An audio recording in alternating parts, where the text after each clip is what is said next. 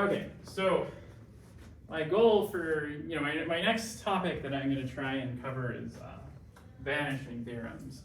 So, and the big vanishing theorem that gets used in, well, there's lots of versions of, there's lots of different vanishing theorems that show up in birational geometry. I would say the most important one is the Kalamata-Bueg vanishing theorem.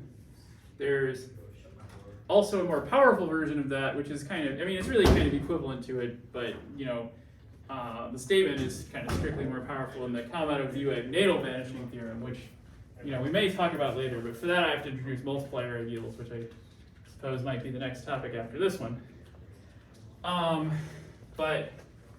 to do the Kalamata-Bueg vanishing theorem, you need the Kadeira vanishing theorem, and to prove that, you need the Lefschetz hyperplane theorem.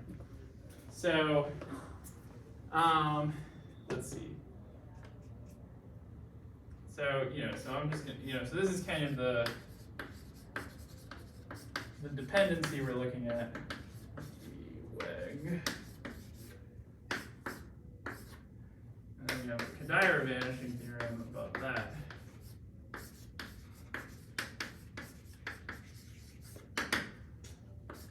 And then that comes from the Lefschetz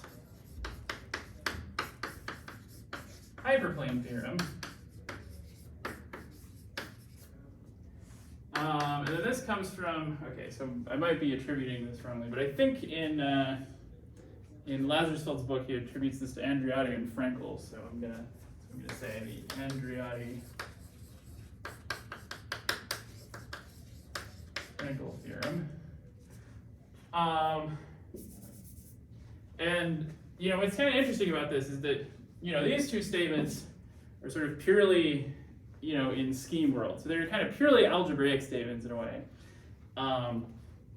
where it's saying that you have there's some condition that's saying, like the Kadeira vanishing theorem, that's maybe the easier to state than this one, is to say that if you have an ample divisor and the canonical divisor on a smooth projective variety X, then the higher cohomology of Kx plus A, the sheaf cohomology, vanishes. And so these two are kind of this form where it's like, okay, this is all stuff that's like in Hartshorne, right? You have the canonical divisor, you have an ample divisor, you have the sheaf cohomology, all that is like algebraic stuff.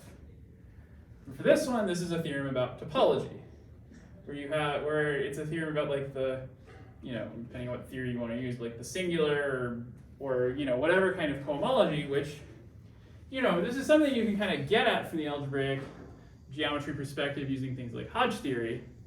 But, to really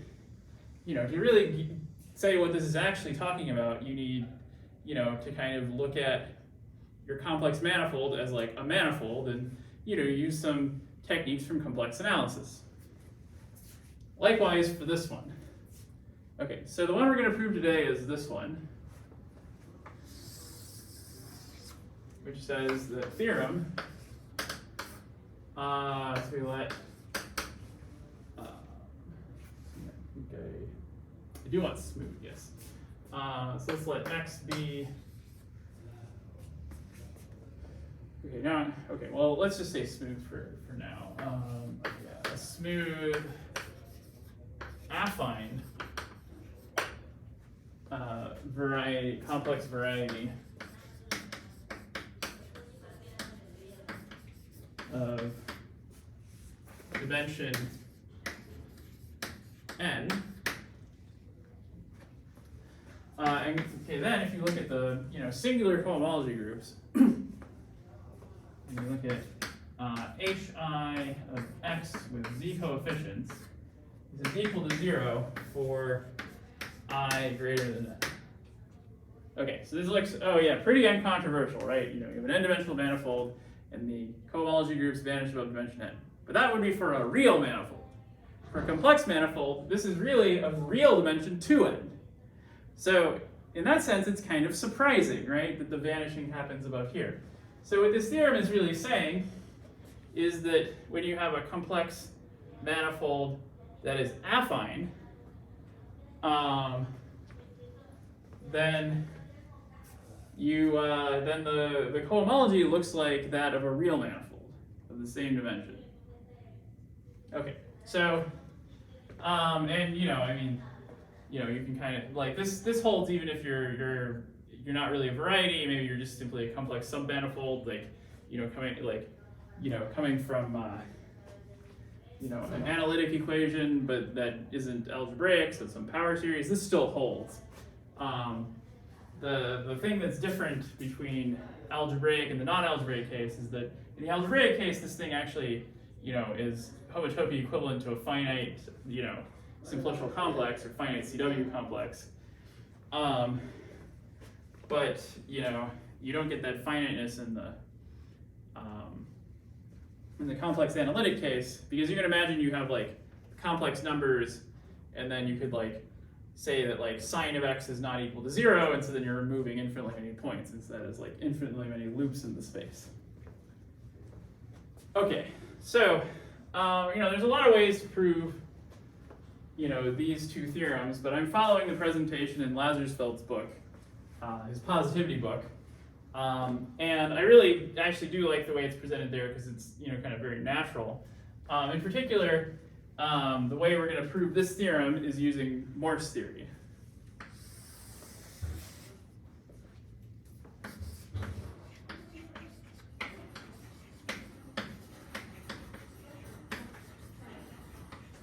Okay, have you guys seen Morse theory before? I just know the 10 man, I don't know actually. Yeah, it's about the crypto numbers. Okay, so you've heard of it, but you kind of know what it's about, but you haven't maybe seen the details. Yeah. Okay, yeah. So this is a really lovely theory, and so the idea is, exactly as you say, that you can, if you're given a manifold, like a smooth manifold with a function on it, so a real valued function, then you can recover the topology of the manifold just by analyzing the critical values of that function. And so, let me just write that down. So given x, so now x is not an algebraic variety necessarily, but this is a real manifold. And then we have f from x to r. This is, some, say, a smooth function or something, continuous function. And then, I guess we're taking derivatives. We need this to be like a smooth. And then we can understand the topology of x by looking at the critical values of f. Okay, so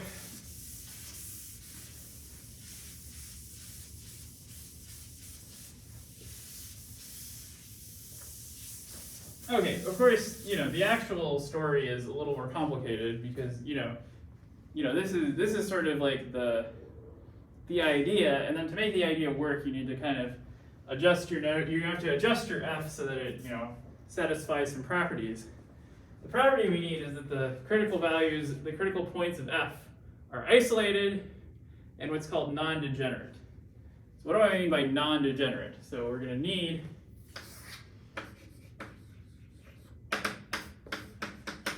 we're going to say that crit f is, let's say isolated points, and each p in crit f is non-degenerate. Well, what is the idea? Well, to be a critical value, you need that. If you have some local chart on your manifold, x1 through xn, you need that the derivatives in each direction.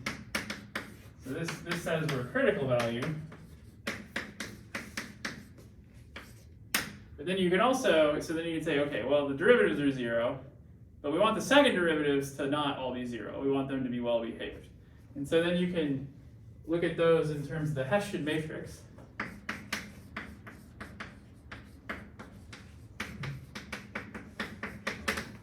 Well, so that matrix is just the matrix whose entries are the second partials, where, by Clairaut's theorem, of course, this is going to be a symmetric matrix. And we just require that the determinant of H at P is not equal to 0.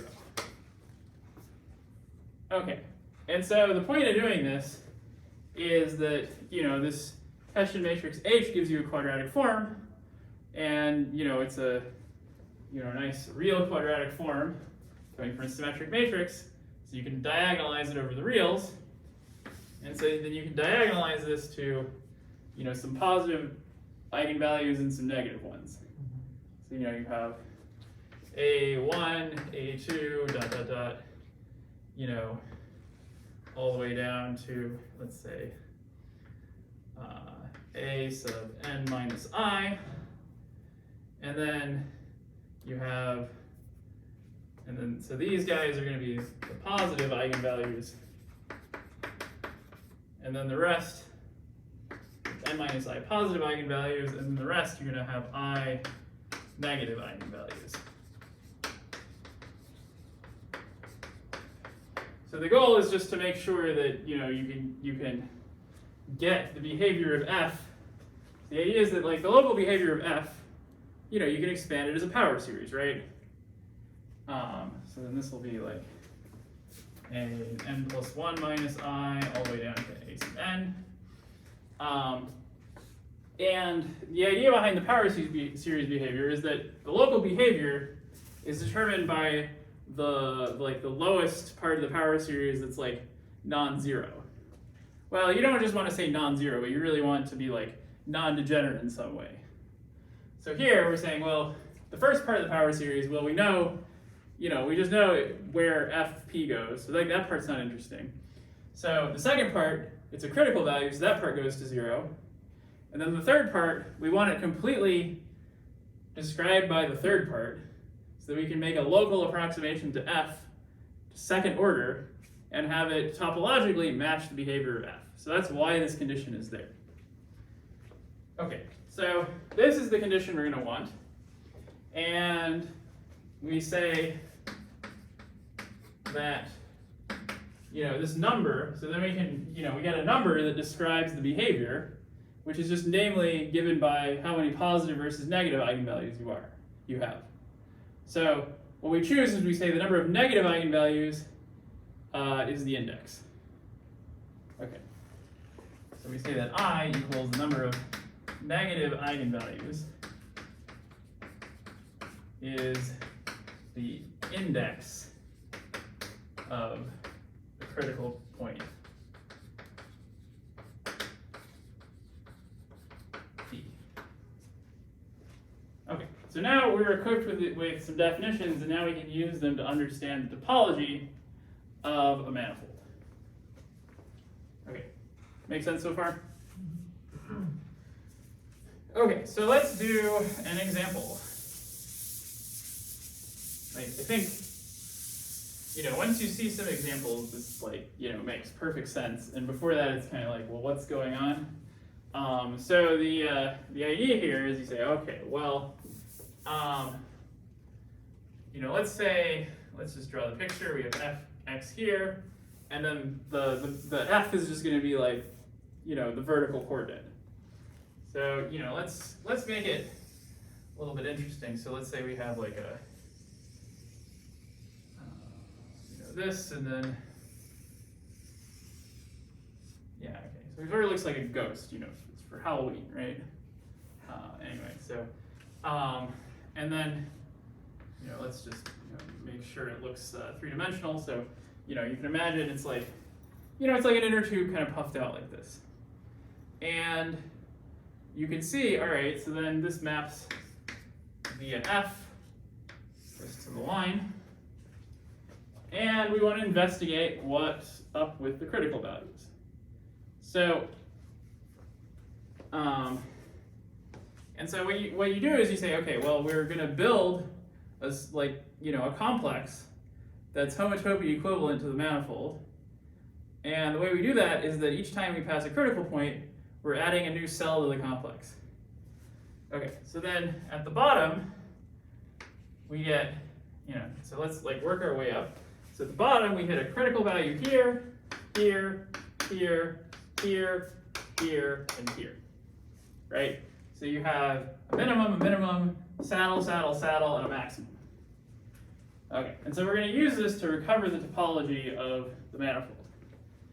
And so what happens is that at the bottom, well, you just have, as you pass up from the bottom, if you just look at the sub-level sets of the manifold, so everything that's below, a little bit above this value, what you get is you get a disk. And then the disk is homotopy equivalent to the point. And, that point, it's essentially homologically, it's like a dimension 0 thing. Okay, and so then you go up, and then, you have this disk, and then once you pass the second point, well, you still have the first disk, and then you have a second disk that appears, corresponding to a 0-dimensional thing when you pass this point. Okay, so now we have, so now what our complex looks like is we have 2 points, and, right now we have 2 connected components. So at the end, we're going to have to get rid of those 2 connected components by uniting them using a 1 cell. So the 1 cell appears when we get to here. And so the idea is that the thing we're attaching is we're just attaching via the downward part of the, if you kind of look at, if you look at all the directions you can go in from this point, you're looking at the downward part that hit the critical points you've had before. So here, this saddle point, I have 2 upward directions and 2 downward directions. So I'm including the downward directions here. So once I pass this guy, I have my 2 disks, and they're going to be connected by a bridge. So, I'm really just kind of back to the original case where I have 1 disk. So the idea is as I pass here and here, I'm attaching 0 cell, 1 cell, and then when I pass here, I'm going to attach another 1 cell. But here, the attachment map is going to be different because I have only 1 component here, and if I pass downward on this side or downward on that side, I attach to the same thing. So the next thing I do is I have, again, my single disk, and then I'm attaching, let's see, we can draw it well, I guess if I'm going to draw it that way, I should do this. Right, there we go. Okay, so we have a little bridge going over the thing like that, if you like. So when I draw it this way, I guess it's the below part is the bottom, and then this is this is homotopy. This guy, if you think of it like a if you think of this as a 2-dimensional manifold, this guy is homotopy equivalent to, let me erase over here.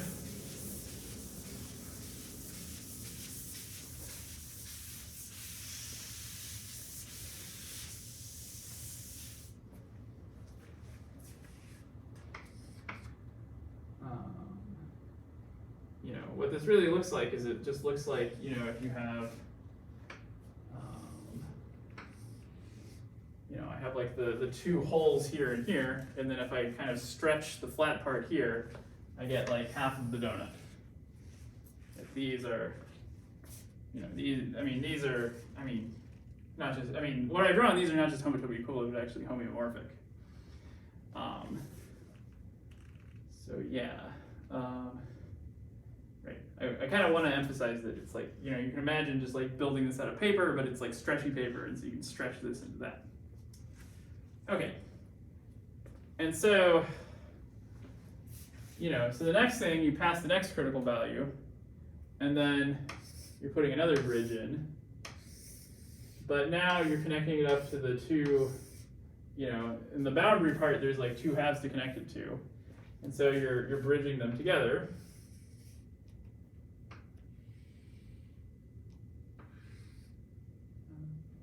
Right. Yeah, there we go. Bridge them together like that. And then the last thing you attach, you have this index 2 critical point. That requires attaching an entire disk, and that disk just caps everything off to give us the whole manifold.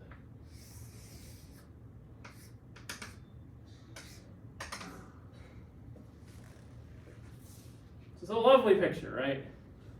And so this shows that, this shows you how to take your manifold and then break it apart like homologic as as being homotopic to, or actually having like the topological type. I guess in this case it's actually, it's not. In this case it's actually homeomorphic to the simplicial complex, but in general you're just going to get something homotopic to the simplicial complex, because when we're doing the case of an affine complex manifold, we're only going to attach cells. What we're going to see is we're only going to need to attach cells of dimension n or less. Okay, questions about this picture? Yeah. Okay, so the other way you can kind of think about this is that you can imagine that you have like a topographic map. So your manifold, in this case, so the manifold is just the map here. And then you can draw a topographic map on your manifold. And so then you have like, maybe the deepest pit, like right here, that's a critical point. And then maybe you have another pit here, that's a critical point. Maybe you have another one here. And then maybe you have like a mountain peak over here. Well, let's not worry about that yet. But, the point is that, you're going to draw level sets. And then eventually the level sets hit each other. And when the level sets hit each other, that gives you another critical value. So there's a critical value here because the level set is singular. And so that has to come from the derivative being 0. So this gives you one of these saddle points. And so then you can imagine the water level rising and rising. And then, likewise, you have the same thing with like mountaintops. And so the topology of what you see keeps changing as the water level rises. And every time it hits a critical point, it changes. And when it changes, it has to hit a critical point. So those are the two key facts that make Morse theory work. So there's kind of two pictures here. So one is like the picture of, you have a function like this. And then the other one is like your manifold is just the ambient space where things are happening. But there's like a water level rising, which gives you the function. And you can think about it either way. And both ways are kind of useful pictures. Okay, so that's Morse theory. So what we're going to use it for is going to be for looking at a complex, like a complex manifold inside complex space. Okay, so let's do that next.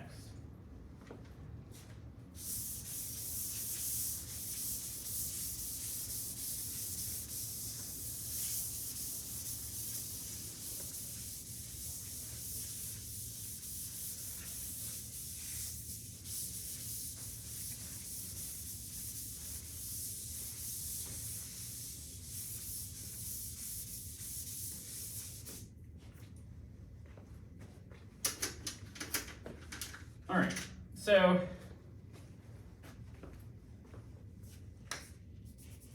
we're going to use Morse theory to understand the topology of X, which is complex manifold of dimension n, And this is affine, so it's contained in some complex space, which, you know, you might as well say it's complex of dimension n plus k. Okay, so the things we're going to do is we're going to need a Morse function. And so the Morse function is just going to be the distance from a point. And so then the hard thing that we have to check, that we basically have to black box, is then you say, okay, like, how do we make sure that the critical points are non-degenerate? Well, you just say, well, there's a theorem that says, you know, if you choose the point randomly, then they're non-degenerate, and we're not going to worry about that. I figure if Lazarsfeld doesn't prove this, he just points for reference, I'm not going to prove it either. So, you know, the reference is in Lazarsfeld's book has a reference to some either books or papers that shows this. By the way, I guess as an aside, I should tell you, like, you know, what's the sort of thing that can happen if you're a degenerate critical point? Well, if you're a degenerate critical point, you can get things like the monkey saddle, where, you know, you're going down in 3 directions and up in the other 3. So it's like, I used to be able to draw this a lot better. Let's see, so the idea is you're going down in 3, up, down, up, then this is kind of annoying to draw.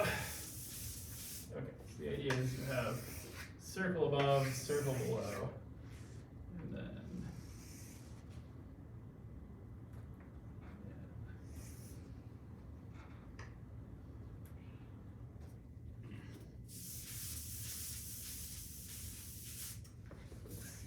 so if a saddle point looks like this, and then the idea is instead of looking like this, we want it to go up in 3 directions, and then between these, it's gotta go down in a 3rd, so it'll be like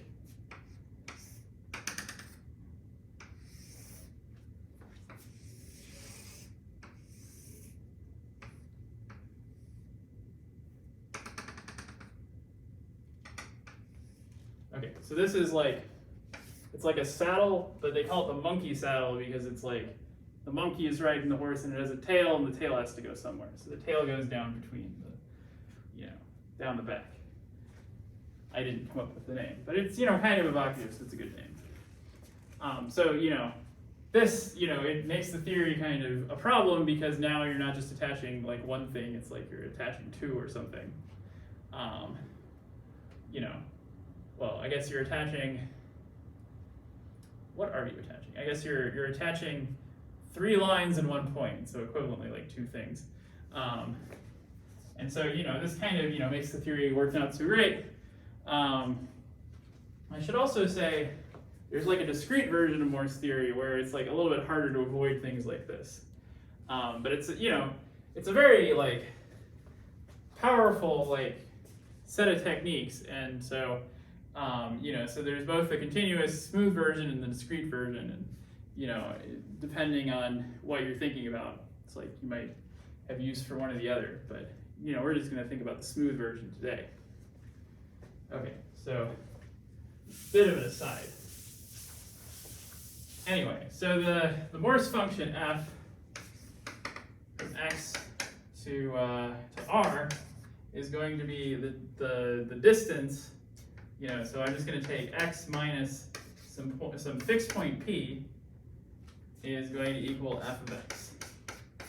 Maybe I should call it fp of x, but, you know, no matter. And the idea here is that the first thing to notice is that x itself, you know, the only thing we need to prove is that this non-degenerate critical point has index at most n.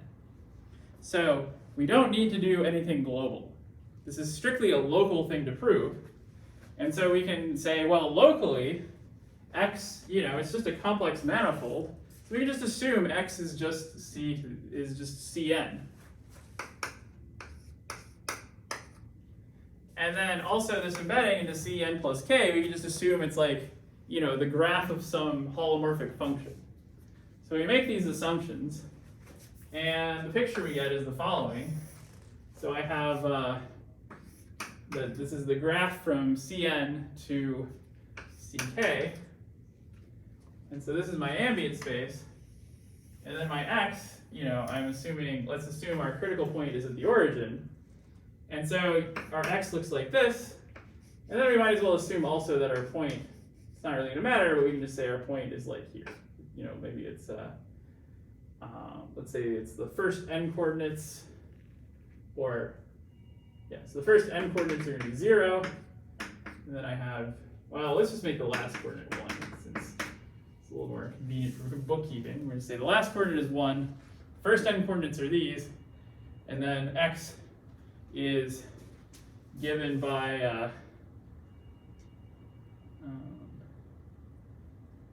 yeah, so here we're saying x is the graph of g from Cn to Ck, where g of,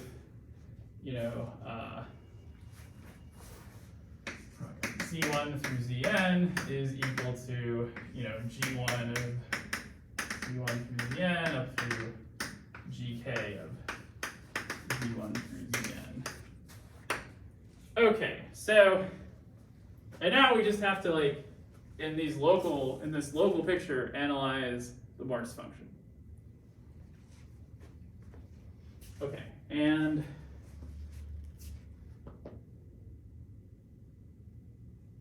yeah, maybe I actually want the distance squared. Turns out, it works out the same way, but using the distance squared makes things a lot less messy, so we're gonna do that.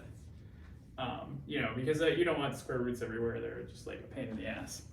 And it's not really gonna change anything, right?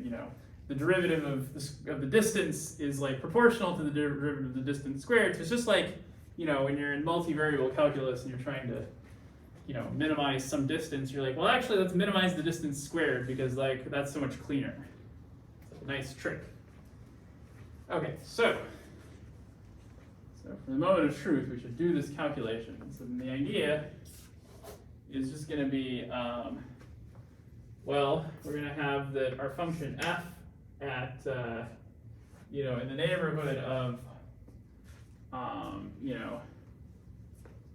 the neighborhood here, f of z1 through zn, well, it's just going to be the sum of the I equals 1 to n of the modulus squared of the zi's. And then you have, again, the sum from 1 to 1 to k, rather.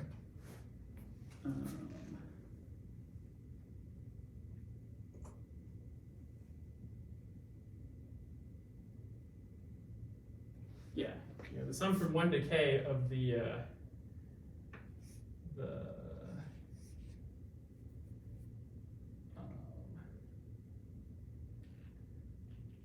I have g1 minus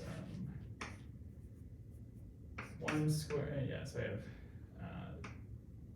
have 1 to k minus 1 of gi squared plus gk minus 1 squared. Okay, but the minus 1 actually doesn't really matter very much because you're just taking,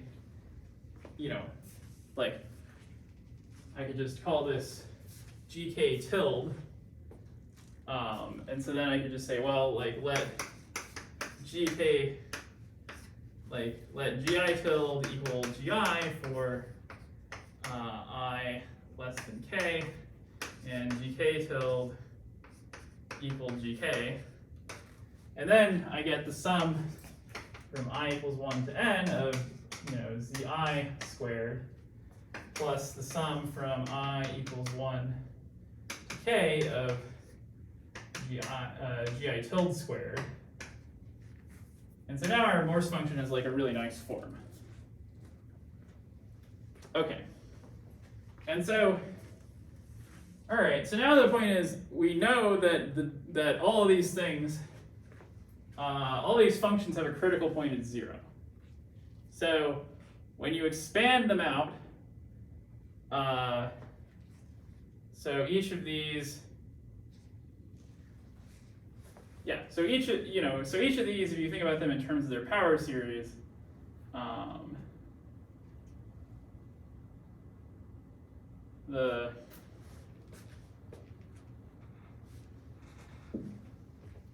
so it's like there's no like the derivative like the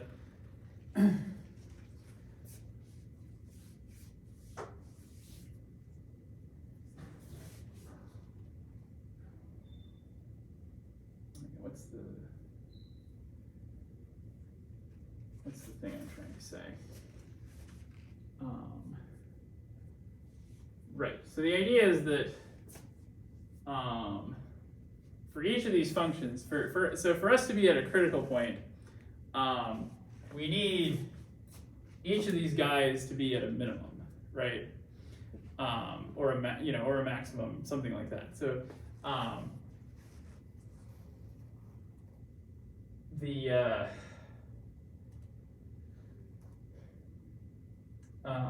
so the idea is that if you if you want to expand this as a power series, then you only get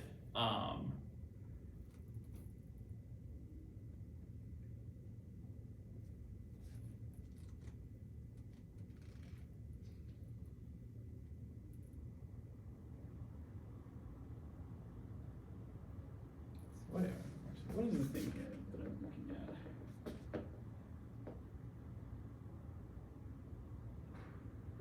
I'm worried that since I took the distance squared instead of the distance, I've somehow like ruined my critical point, but I don't think that should be the case. Well, let me just skip ahead to the punchline. So the punchline is that if you look at the Hessian of this thing,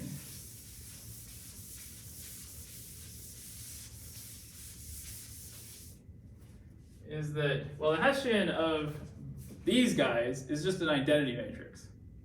So the Hessian, you're going to get the identity matrix, and that's not going to contribute any negative eigenvalues, right? Like, it's just not a problem. So this one you can ignore because we're just trying to find the negative eigenvalues. And then we have plus some q, which is like whatever this Hessian is, it's a binary quadratic form defined over the complex numbers. So, no matter what it is, we don't even have to do any computation. It's just like whatever that Hessian is, it's a binary it's like a symmetric matrix giving us a binary quadratic form, but over the complex numbers. So this is complex binary quadratic form. Okay, and so we want to understand the eigenvalues of this guy. Okay, well, then the idea is we're saying, okay, well, I want to think of this now instead of acting on complex vectors, acting on real vectors of the form where I have v plus wi. So if I want to take this and plug in v plus wi transpose, v plus wi, well, what I'm going to get is I have that q is equal to a real matrix plus a complex matrix, right? So when I feed a real vector in there, I'm just getting, I'm just applying a. And when I feed a complex vector in there, I'm also applying a, except now I have I squared, so I get a minus a here. And then, with this b, well, if I feed, so that's not going to see a pair of real vectors, it's going to see a real vector with a complex vector. And in either case, I'm just getting a minus b. So what I want to understand are the eigenvalues of this matrix. Okay, and so we know that this matrix has to have, so we want to just like make sure that it doesn't have too many negative eigenvalues, right? So because to get like a negative eigenvalue here, you need q to have a negative eigenvalue that's bigger than 1. Okay, so how does that happen? Well, let's just say, I have, let's look at the eigenvalues of this matrix.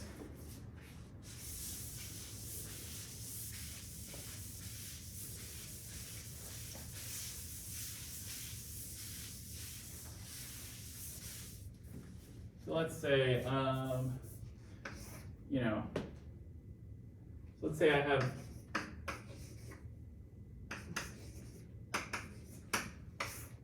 So let's say I have S and T, such that this is going to give me, let's put a minus there. This is equal to lambda S T. Okay, well then that tells me that lambda S is equal to AS minus BT, and lambda T is equal to minus BS minus AT. Okay, and so then the idea should be, all right, well, what if I swap S and T around?